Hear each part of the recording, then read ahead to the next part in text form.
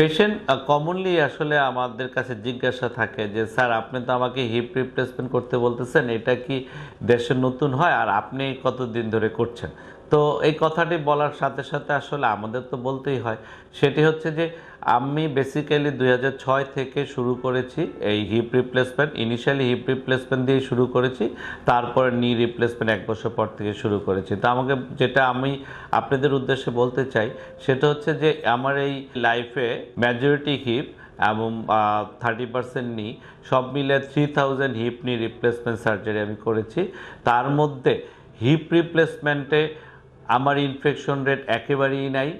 নিতে আমার মাত্র 2টিতে ইনফেকশন হয়েছে, আর একটি হিপে ইনফেকশন হয়েছিল, সেটা অবশ্য কারণ ছিল, সেটা হচ্ছে ওই পেশেন্টটার খুব ইমিউনোসাপ্রেশন, আমরা বলি রোগ প্রতিরোধ ক্ষমতা খুব কম ছিল সেটা। এছাড়া ডিসলোকেশন মাত্র 2টিতে হয়েছে, সুতরাং success rate is more than 99%।